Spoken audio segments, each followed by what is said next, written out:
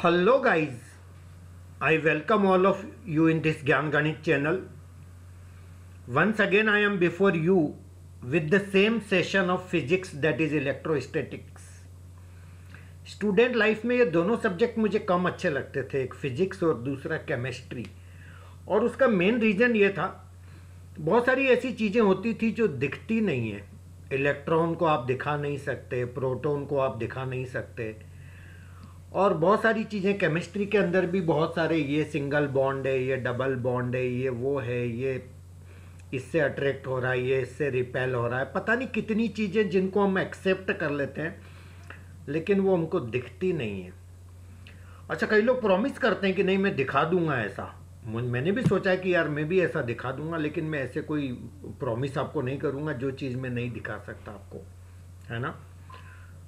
Corona period में लोग अपना चेहरा ही नहीं दिखा पा रहे हैं अच्छे से, तो मैं आपको इलेक्ट्रॉन और प्रोटॉन कैसे हाथ में लेके दिखा दूंगा।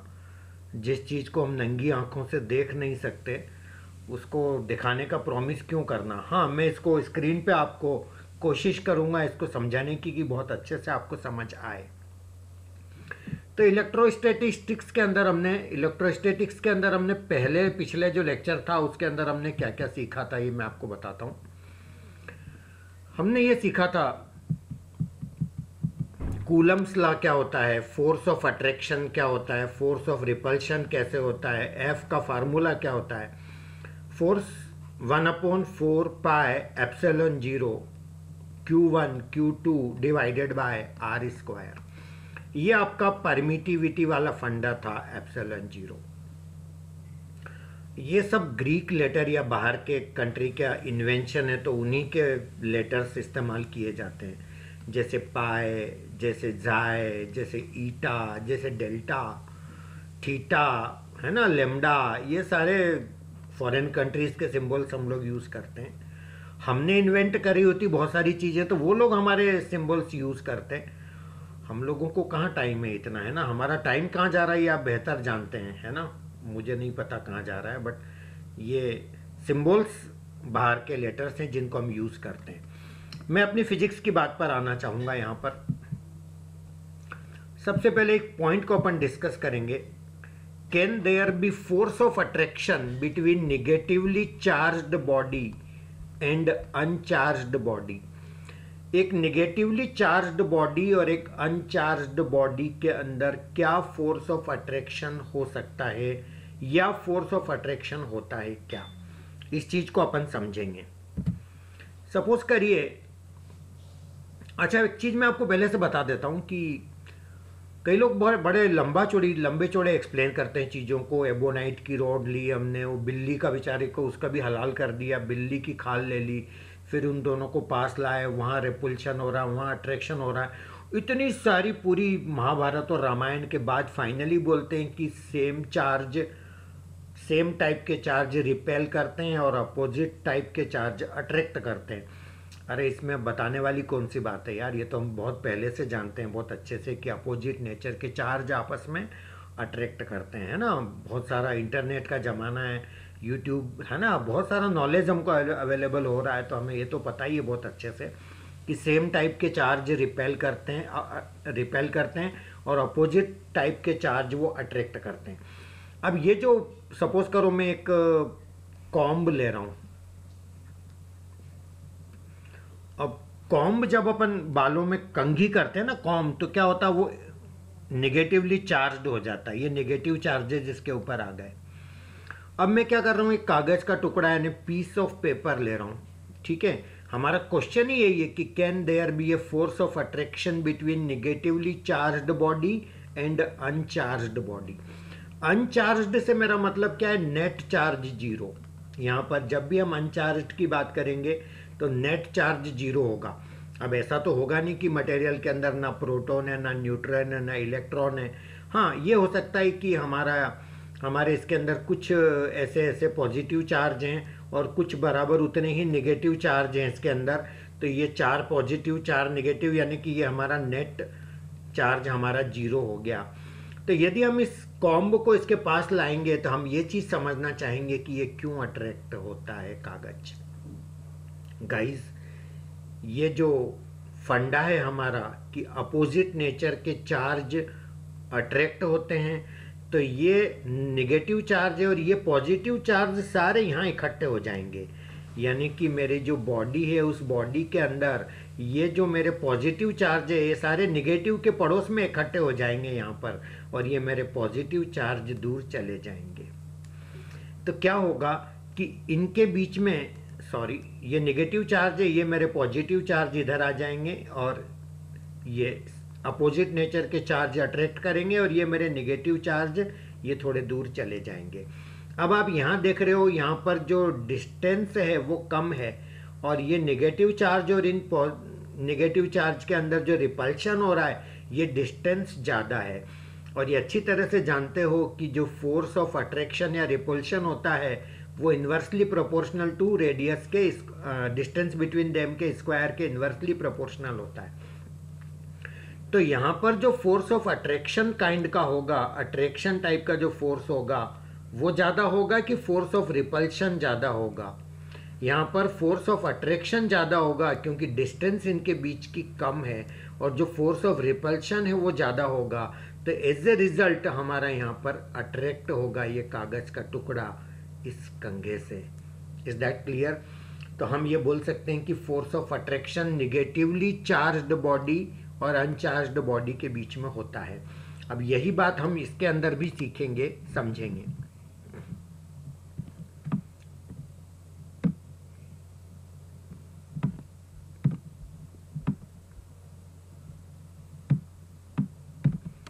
Can there be force of attraction between positively charged body and uncharged body?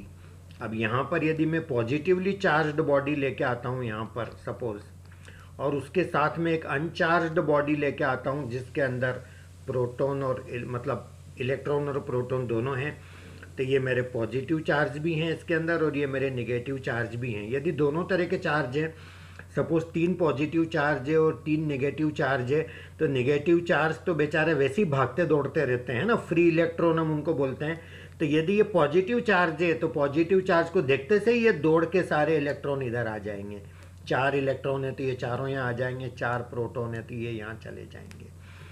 Yes, तो अब इनके बीच में फिर से फोर्स ऑफ अट्रैक्शन हो गया यहाँ पर, और इनके बीच में वापस फोर्स ऑफ रिपल्शन हो गया, और डिस्टेंस यहाँ पर कम है तो अट्रैक्शन ज़्यादा होगा, रिपल्शन कम होगा। एज ए रिजल्ट फिर ये दोनों अट्रैक्ट होंगे और ये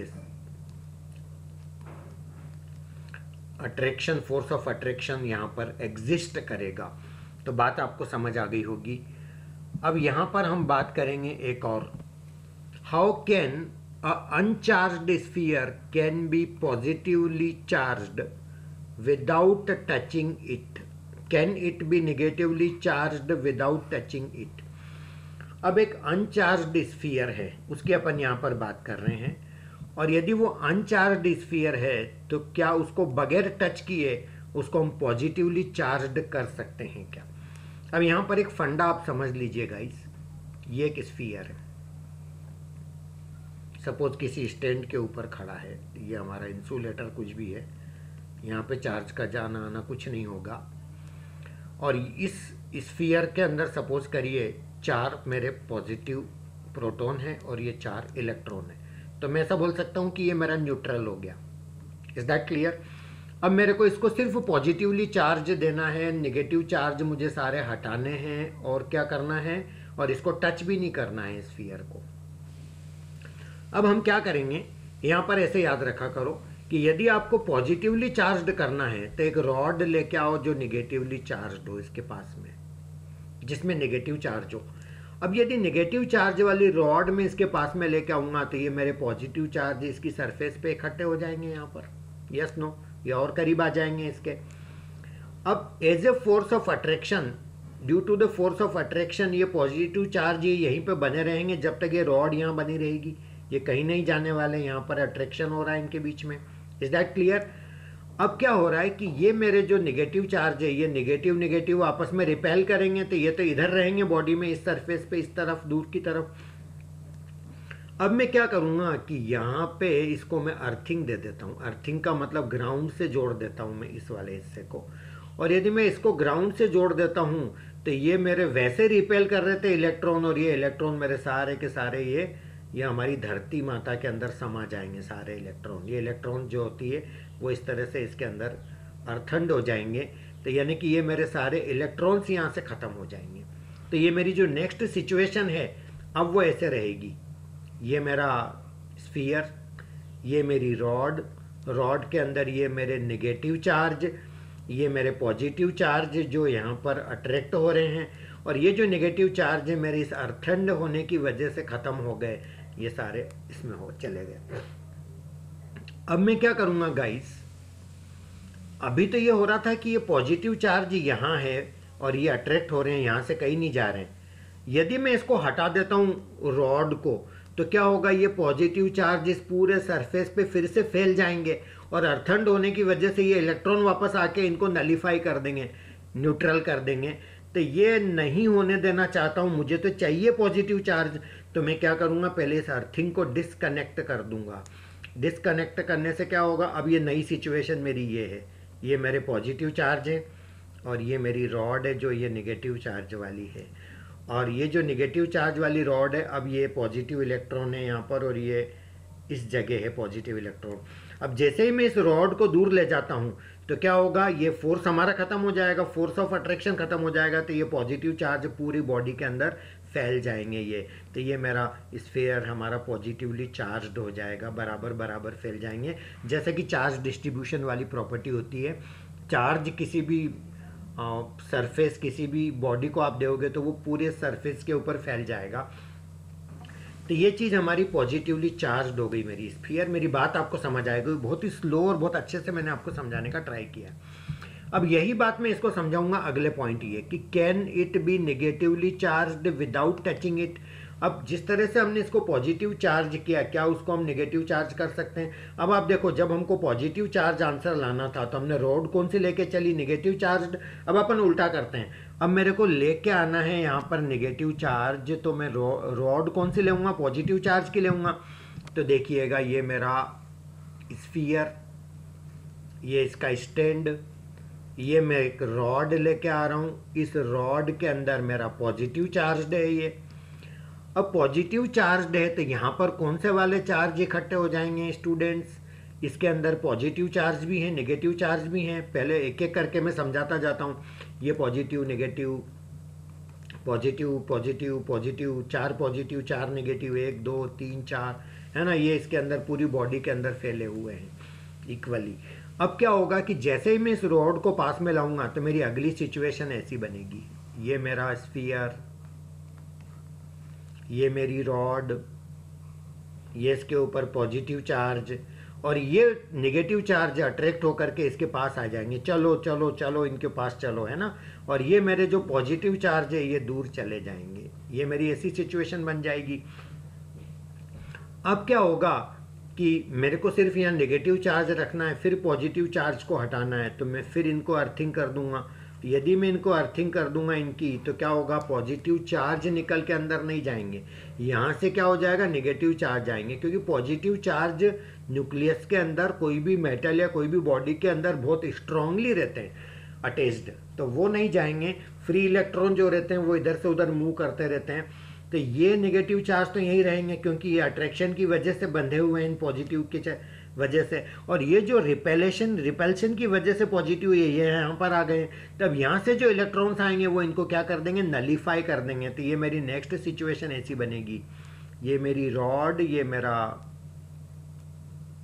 बॉल, और इस बॉल के अंदर ये नेगेटिव चार्ज, ये मेरा पॉजिटिव चार्ज, और ये जो मेरा पॉजिटिव चार्ज है ये नलीफाई कर देंगे, ये नलीफाई हो जाएगा इस अर्थिंग की वजह से, यानी ये मेरे गायब हो गए यहाँ से। Is that clear? अब ये मेरे यहाँ पर नेगेटिव चार्ज है और मैं चाहता हूँ कि ये पूरी बॉडी नेगेटिवली चार्ज्ड हो जाए, है ना। अब यदि मैंने इस रॉड को फिर हटा दिया सपोज, तो क्या होगा, यदि रॉड को हटा दिया तो ये नेगेटिव चार्ज अर्थंड हो जाएंगे, क्योंकि यहाँ से फ्री हो जाएंगे तो चारों ओर घूमने लगेंगे फिर। तो अभी इनको मैंने बांध के रखा है और पहले मैं इसको डिस्कनेक्ट कर दूंगा, किसको, अर्थिंग को। तो जब मैं अर्थिंग को डिस्कनेक्ट करूंगा तो ये मेरे पॉजिटिव चार्ज यहाँ पर है ये मेरे नेगेटिव चार्ज यहाँ पर है, और अब जैसे अर्थिंग को डिस्कनेक्ट मैंने कर दिया तब ये अट्रैक्शन भी ख़त्म हो जाएगा यदि मैं रॉड को दूर ले जाऊँ। अब मैं रॉड को हटा लेता हूँ तो अब क्या होगा, ये फ्रीली मूव करने लगेंगे और पूरे सरफेस पे नेगेटिव चार्ज फैल जाएंगे, यानी कि मेरा जो स्फीयर है वो नेगेटिवली चार्ज्ड हो जाएगा। इस प्रोसेस को हम लोग इंडक्शन प्रोसेस बोलते हैं।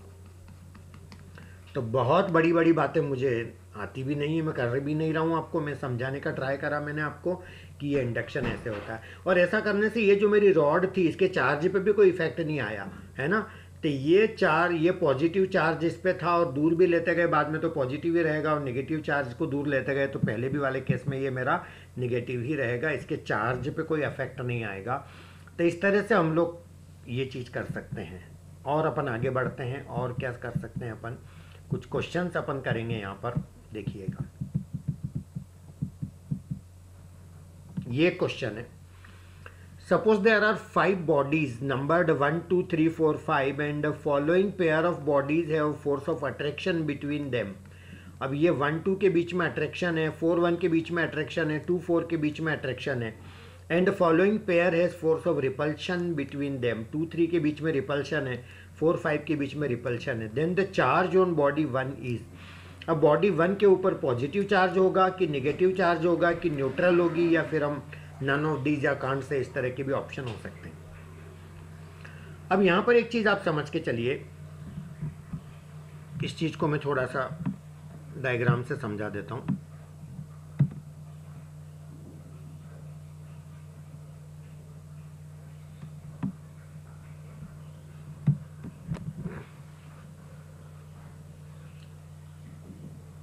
अब सबसे पहले तो मैं वो लेता जाता हूं बॉडीज जिनके अंदर अट्रैक्शन है, जैसे 1 के साथ अट्रैक्शन 2 का हो रहा है, तो ये मेरा 1, ये मेरा 2, और जहां अट्रैक्शन है ना वहां पर मैं ऐसी लाइन दिखा दूंगा, और जहां रिपल्शन है वहां डॉटेड लाइन दिखा दूंगा समझने के लिए।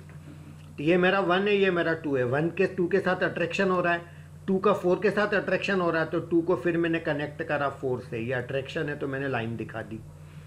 4 का 1 के साथ अट्रैक्शन हो रहा है तो फिर मैंने ये लाइन दिखा दी। और ये मेरे रिपल्शन वाले केसेज है, 2 का 3 से रिपल्शन हो रहा है तो ये 2 से मैं डॉटेड लाइन बना करके यहाँ 3 ले लेता हूँ, ये रिपल्शन हो रहा है। 2 का 3 से रिपल्शन हो रहा है, 4 का 5 से रिपल्शन हो रहा है, तो ये रिपेल कर रहे हैं 4 और 5। ये मैंने अपना एक डायग्राम बना लिया। अब मैं अज्यूम करके चल रहा हूँ कि ये जो 1 है, इस 1 के ऊपर पॉजिटिव चार्ज है, ऐसा मैंने अज्यूम करा।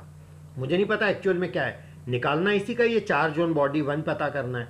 तो मैं थोड़ी देर के लिए अज्यूम कर लेता हूँ कि इसके ऊपर पॉजिटिव चार्ज है। यदि इसके ऊपर पॉजिटिव चार्ज है तो यहाँ निगेटिव होगा, क्योंकि यहाँ पर अट्रैक्शन हो रहा है। चलो, अब ये 2 पे निगेटिव है तो 3 पे भी निगेटिव होगा, क्योंकि यहाँ रिपल्शन हो रहा है। अच्छा, 2 पे निगेटिव है तो 4 पे पॉजिटिव होएगा, क्योंकि यहाँ पर अट्रैक्शन हो रहा है। और 4 और 5 की बात करें तो यहाँ पॉजिटिव है तो यहाँ भी पॉजिटिव होएगा, क्योंकि यहाँ पे रिपल्शन हो रहा है। अब देखो, ये सारी चीज़ें लिखने के बाद हमें समझ आ रही है कि यहाँ दोनों पॉजिटिव है, और जबकि क्वेश्चन देने वाला इनके बीच में क्या दिखा रहा है, अट्रैक्शन दिखा रहा है, जबकि सेम टाइप के चार्ज तो रिपेल करेंगे। इसका मतलब ये कहानी पॉसिबल नहीं हो पा रही है, यहाँ पे पॉजिटिव लेते हैं तो। Is that clear? तो इसका मतलब यहाँ पर पॉजिटिव चार्ज तो पॉसिबल नहीं है 1 पे। ठीक है, दूसरा चार्ज लेके देखते हैं, मैं दूसरे कलर से यहाँ पे निगेटिव चार्ज लेके देखता हूँ। यदि मैं यहाँ निगेटिव चार्ज लेता हूँ तो यहाँ पर मेरा हो जाएगा पॉजिटिव चार्ज, क्योंकि यहाँ अट्रैक्शन हो रहा है, और यहाँ भी मेरा पॉजिटिव चार्ज हो जाएगा क्योंकि यहाँ रिपल्शन हो रहा है। और 2 पे यदि पॉजिटिव चार्ज है तो 4 पे मेरा निगेटिव चार्ज हो जाएगा, क्योंकि यहाँ पर अट्रैक्शन हो रहा है। और यहाँ निगेटिव है तो यहाँ भी निगेटिव चार्ज हो जाएगा, क्योंकि यहाँ रिपल्शन हो रहा है। एज ए रिजल्ट अब मेरे को यहाँ पर लग रहा है कि 1 पे निगेटिव, 4 पे भी निगेटिव, सेम चार्ज रिपेल करते हैं, जबकि ये लाइन क्या शो कर रही है, अट्रैक्शन, जो कि पॉसिबल नहीं है। इसका मतलब जब मैं पॉजिटिव ले रहा था तब भी मेरा फेल हो गया फंडा ये स्टोरी, और जब मैं निगेटिव ले रहा था तब भी फेल हो गया। तो इसका मतलब ये हुआ कि ये जो 1 है ये ना तो पॉजिटिव है ना ही निगेटिव है, और ये हमारा चार्ज कैसा होगा, न्यूट्रल होगा। ये दोनों ही पॉसिबल नहीं है। Is that clear? कई लोग तो ये क्वेश्चन कर बैठते हैं कि सर ये न्यूट्रल है तो फिर ये अट्रैक्ट कैसे करेगा, तो क्यों नहीं करेगा। अभी अभी तो हमने सीखा था कि यदि कोई एक चार्ज्ड बॉडी है और एक न्यूट्रल अनचार्ज्ड बॉडी है तो उनके बीच में अट्रैक्शन होता है। ये अच्छी तरह से सीखा था हमने गाइस। चलिए और क्वेश्चन करते हैं, कुछ न्यूमेरिकल्स ले लिए जाएं। यदि ये क्वेश्चन है, two insulated charged copper spheres A and B have their centres separated by a distance 50 centimetre. What is the mutual force of electrostatic repulsion if the charge on each is 6.5 into 10 to the power minus 7 coulomb? The radius of sphere is negligible. What is the force of repulsion if spheres are charged double the above and distance is halved? ठीक है, बहुत simple सा फंडा है। यहाँ पर A और B दो स्फीयर्स है, निग्लिजिबल उनकी रेडियस है और उनके बीच में जो डिस्टेंस है वो दिया है 50 सेंटीमीटर और इन दोनों के ऊपर चार्ज सेम है और वो है 6.5 इंटू 10 टू द पावर -7। अब यदि मेरे को इनके बीच में फोर्स ऑफ अट्रैक्शन निकालना है तो फोर्स का फार्मूला मेरा होगा 1/4 pi epsilon not Q1 Q2 divided by R square. तो यदि मैं ये फोर्स का फार्मूला लगा लेता हूँ तो मैं इसकी वैल्यूज़ पीछे लिख देता हूँ, मेरे को सॉल्व भी तो करना है। तो F इक्वल टू ये मेरा 9 इंटू 10 टू द पावर 9 हो गया, 1/4 पाई एप्सिलॉन नॉट का वैल्यू। Q1 Q2 मेरा 6.5 इंटू 10 टू द पावर -7। इस पूरे पे स्क्वायर लगेगा क्योंकि दोनों सेम है, डिवाइडेड बाय R स्क्वायर। तो ये मेरा R कितना है, 50 सेंटीमीटर है। 50 सेंटीमीटर का मतलब आधा मीटर होता है, आधा मीटर का स्क्वायर करूँगा तो ये 1/4 बनेगा। तो F इक्वल टू, एक तो ये मेरा 9 ये लिख लिया मैंने, एक ये 6.5 पे स्क्वायर है तो ये भी लिख लेता हूँ मैं यहाँ पर, इनटू एक मेरा ये जो 4 पलट के ऊपर जाएगा वो भी यहाँ रहना है। अब बचा ही कौन, 9 आ गया, ये आ गया, 10 पावर 9 नहीं आया। ओके 10 पावर 9 भी ले लो, ये भी ले लिया। अब 10 पावर -7 का स्क्वायर होता है 10 की पावर -14। अब सब कवर हो गए, 9 आ गया यहाँ पर, 10 पावर 9 आ गया यहाँ पर, 6.5 का स्क्वायर आ गया यहाँ पर और 10 पावर -7 का स्क्वायर आ गया यहाँ पर और ये 1/4 का 4 पलट के आ गया ऊपर। इस 6.5 को मैं लिख सकता हूँ, ये 6.5 है जो 13 का आधा होता है तो 13/2 का होल स्क्वायर लिख सकता हूँ और 13/2 का स्क्वायर मतलब 169/4।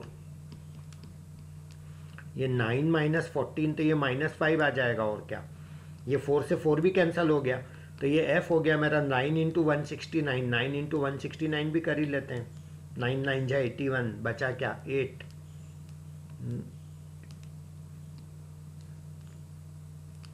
6 carry 1521 into 10 to the power -5।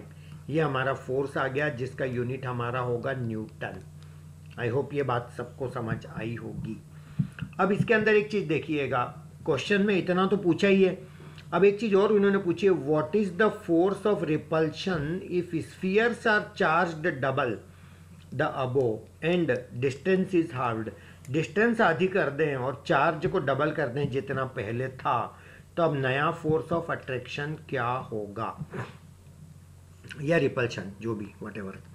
अब यहाँ पर क्या करते हैं, अपन चार्ज को डबल कर लेते हैं। पहले मेरा चार्ज था 6.5 इंटू 10 टू द पावर -7, तो अब नया चार्ज हो गया मेरा, सपोज करो Q डैश, और वो हो गया मेरा, इसका डबल करूँगा तो 2 से इंटू करूँगा तो 2 into 6.5 into 10 to the power -7, तो Q डैश इक्वल टू हो जाएगा 13 into 10 to the power -7। Is that clear guys? ये मेरा Q डैश हो गया। तो और डिस्टेंस मेरी लेंथ R वो मेरी पहले से आधी हो गई, तो पहले 50 सेंटीमीटर थी तो 25 सेंटीमीटर हो गई। 25 सेंटीमीटर का मतलब मीटर में कन्वर्ट करूँगा तो ये 1/4 मेरा मीटर आ गया। तो अब मैं फिर से फोर्स निकालता हूँ तो ये मेरा 9 इंटू 10 टू द पावर 9, ये तो वही रहेगा। और मेरा चार्ज है 13 इंटू 10 टू द पावर -7 का whole square divided by R square, यानी कि 1/4 का होल स्क्वायर, तो ये 1/16 लिख देता हूँ डायरेक्ट। अब मेरा F इक्वल टू, एक तो मेरा ये 9 रहेगा इंटू एक मेरा ये 13 का स्क्वायर 169 रहेगा, ये आ गया, ये आ गया विद स्क्वायर। 10 पावर 9 आ गया, 10 पावर -14 आ गया, और ये 16 पलट के ऊपर जाएगा, वो नहीं आया तो वो यहाँ लिख देता हूँ मैं, F इक्वल टू 9 इंटू 169। ये तो करा था अपन ने अभी अभी, ये 9 इंटू 169 ही तो था, 1521 इंटू 16 इंटू 10 पावर -5, और ये जो मैं मल्टीप्लाई कर लेता हूँ इसको 16 से, 1521 इंटू 16, तो ये मेरा बनेगा 16 1 जा 16, कैरी ओवर 1,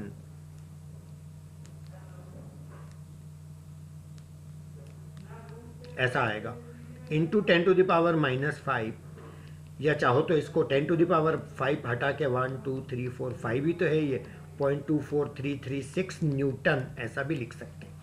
अब मैं आपको इसका शॉर्टकट बताता हूँ। ठीक है, आपने एक बार पहला वाला आंसर निकाल लिया, अब दूसरे के लिए इतना टाइम वेस्ट करने की जरूरत ही नहीं थी। मैं आपको बताता हूँ जल्दी कैसे कर सकते थे, आपको बात समझ आएगी। फोर्स का फार्मूला क्या होता, Q1 Q2, K तो रहता ही है, नो प्रॉब्लम, अपॉन R²। अब यदि मैं इस चार्ज को डबल करूंगा तो यहाँ ट्वाइस हो जाएगा, इसको डबल करूंगा तो यहाँ ट्वाइस हो जाएगा, और इस लेंथ को आधा करूंगा तो R/2 का स्क्वायर होएगा। तो ये 2 2 एक तो 4 एक्स्ट्रा आ जाएगा, और ये 1/2 का स्क्वायर 1/4 आएगा, तो ये पलट के ऊपर जाएगा तो 16 एक्स्ट्रा आ जाएगा। बाकी सारी चीज़ें वही की वही रहेगी। इसका मतलब जो पुराना आंसर आया था उसी में कितना टाइम्स कर देंगे, 16 टाइम्स कर देंगे। तो यदि पुराना आंसर ये था तो इसी में इंटू 16 कर देंगे तो नया आंसर आ जाएगा गाइस। तो ये मेरा बनेगा F equal to 1521 into 16 into 10 to the power -5। तो ये वही तो आ रहा है। तो ये बहुत छोटी छोटी चीज़ें हैं गाइस, स्पेशली उन बच्चों के लिए जो बायो बैकग्राउंड वाले रहते हैं तो उनको थोड़ी दिक्कत ज़्यादा आती है। तो ये बहुत स्लोली मैंने चीज़ों को समझाते हुए बताने का ट्राई किया है। Is that clear guys? और देखिए एक numerical, the mass of 1 cup of water is 180 gram, the molecular mass of water is 18 ग्राम पर मोल, 1 mole of water contains 6.02 into 10 to the power 23 molecules. Find how much positive charge is there in the cup. अब यहाँ पर देखिए mass of 1 cup of water, एक cup का जो पानी का मास है वो दे रखा है 180 ग्राम, और मॉलिक्यूलर मास ऑफ वाटर 18 ग्राम पर मोल, और 1 मोल वाटर के अंदर इतने मॉलिक्यूल्स होते हैं। अब ये इतनी सारी कहानी इसके अंदर है। Find how much positive charge is there in the cup. अब इस कप के अंदर कितना पॉजिटिव चार्ज है ये समझने का ट्राई करते हैं। अब सबसे पहले तो वाटर कितना है, 180 ग्राम, और मास ऑफ वाटर होता है 18 ग्राम पर मोल, यानी कि 1 मोल के अंदर होता है 18 ग्राम पानी। तो नंबर ऑफ मोल्स पता चल जाएंगे, कितने मोल्स हैं। 1 मोल होता है 18 ग्राम का, और वाटर है मेरा 180 ग्राम, तो टोटल मोल्स हो जाएंगे 180 बाय 18, यानी कि 10 मोल्स हो गए। यहां तक की बात समझ आ गई होगी। अच्छा, 1 mole of water contains 6.02 into 10 to the power 23 molecules. एक मोल के अंदर इतने मॉलिक्यूल होते हैं, तो 10 मोल के अंदर कितने मॉलिक्यूल होंगे वो निकाल लेंगे अपन, नंबर ऑफ मॉलिक्यूल्स।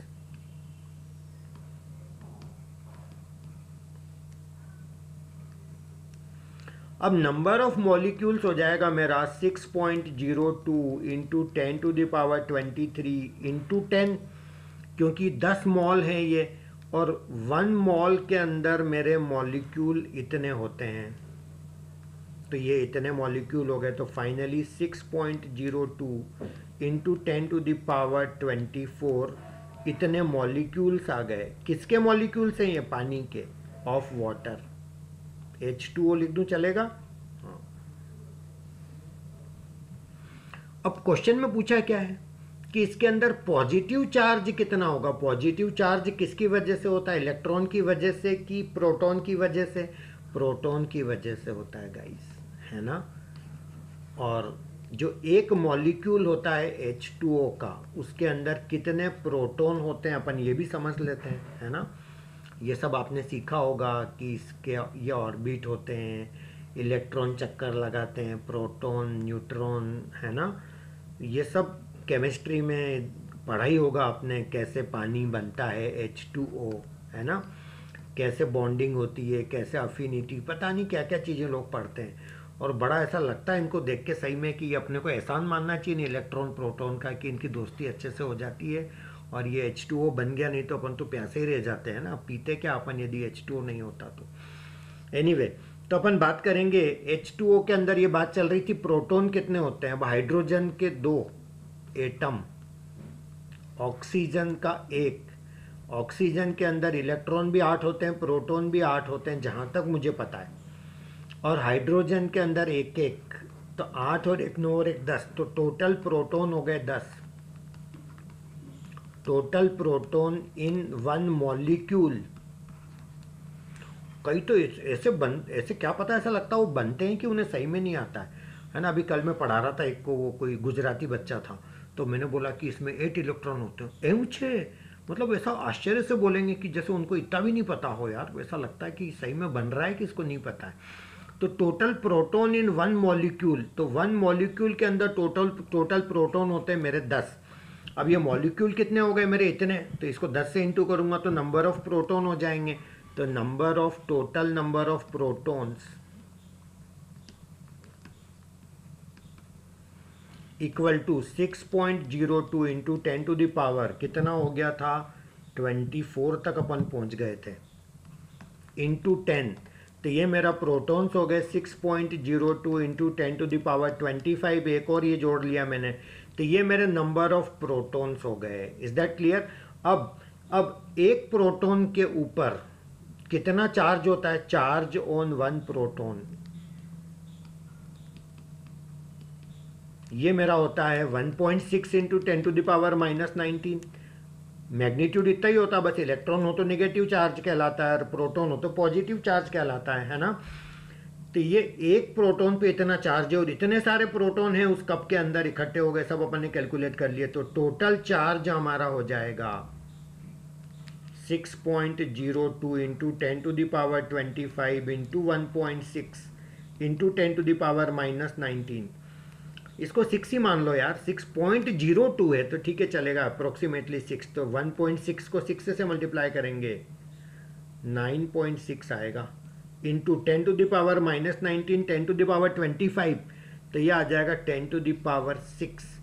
तो कई लोगों को लगता है अरे यार ठीक है, ये कौन पूछेगा यार, इतना कोई पूछता है क्या कि ये कप पानी में इतना पानी है तो इतने इलेक्ट्रॉन होंगे तो इतना चार्ज कितना होगा, क्यों नहीं पूछ सकते यार। और कई बार तो ऐसी ही चीज़ें पूछ ली जाती जिसका हम सोच के नहीं जाते हैं कि ये पूछेंगे क्या, है ना। कॉम्पिटिटिव एग्जाम में तो ऐसा होता है, स्कूल के एग्जाम में तो ठीक है चलता है, 5-10 साल के पेपर बहुत बड़ी बात हो गई, सॉल्व कर लिए और बहुत अच्छे मार्क्स आ जाते हैं, है ना। बिल्कुल, अरे मार्क्स भी ऐसे आते हैं बच्चे बिल्कुल 98, 99, 99.9%, है ना, जितना टेम्परेचर होता है थर्मामीटर के अंदर, है ना, लोगों का। तो ये इस तरह से अपन चीज़ों को सॉल्व कर सकते हैं गाइस। तो ये हमारा आज का लेक्चर, मैं समझता हूँ आपको पूरा समझ आ गया होगा। चैनल को सब्सक्राइब करिएगा, चैनल पे बने रहिएगा और यदि आपको अच्छा लगा हो तो इस तरह के फीडबैक भी देते रहिएगा। Thank you so much, have a nice day guys.